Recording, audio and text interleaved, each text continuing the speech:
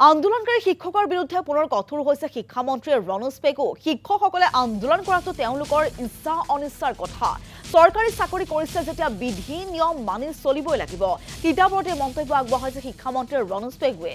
চৰকাৰী চাকৰি নিয়মীয়াকৰণৰ ক্ষেত্ৰত নিয়মীয়া বিধি নিয়ম আছে। শিক্ষকসকলে চাকৰিত যোগদান কৰাৰ তাৰিখৰ পৰাই নিয়মীয়াকৰণ দেখুৱাব নোৱাৰি। চাকৰি যি তাৰিখত নিয়মীয়া হ'ব সেই তাৰিখৰ পৰাহে সুবিধাসমূহ লাভ কৰিব বুলি তেওঁ মন্তব্য আগবঢ়ায়।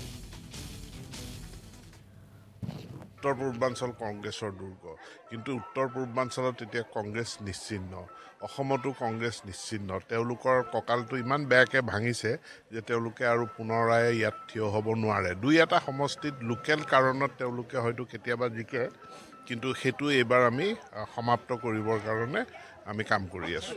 তিতাবৰত কংগ্ৰেছ নিজিকে আৰু এইটো এইবাৰে এটা পৰিসমাপ্তি ঘটিব। ভাৰতীয় জনতা পাৰ্টীৰ প্ৰাৰ্থী আমি যাকেই কেণ্ডিডেট দিওঁ অহা নিৰ্বাচনত তিতাবৰত আমি জয়লাভ কৰিম। তো ৰেগুলাৰাইজেশ্যন কৰাৰ নিৰ্দিষ্ট দেশৰ বিধি আছে, নিয়ম আছে।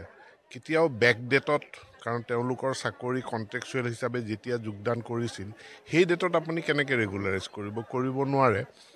আজিৰ ডেটত তেওঁলোকক যেতিয়া ৰেগুলাৰাইজ কৰা হ'ব তাৰ ইফেক্ট যিখিনি বেনিফিট সেইখিনি আজিৰ তাৰিখৰ পৰা কাউণ্ট হ'ব।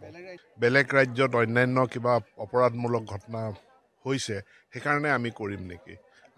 আমি অসমখন এখন আদৰ্শ ভাৰতবৰ্ষৰ 5খন শ্ৰেষ্ঠ ৰাজ্যৰ ভিতৰত এখন ৰাজ্য হিচাপে গঢ়ি তুলিবৰ কাৰণে চেষ্টা কৰিছোঁ। গতিকে আমাৰ তুলনা কিছুমান পিছপৰা ৰাজ্যৰ লগত নকৰিব। আমাৰ তুলনা আগবঢ়া ৰাজ্যৰ লগত, এটা আগবঢ়া ব্যৱস্থাৰ লগত। গতিকে আমি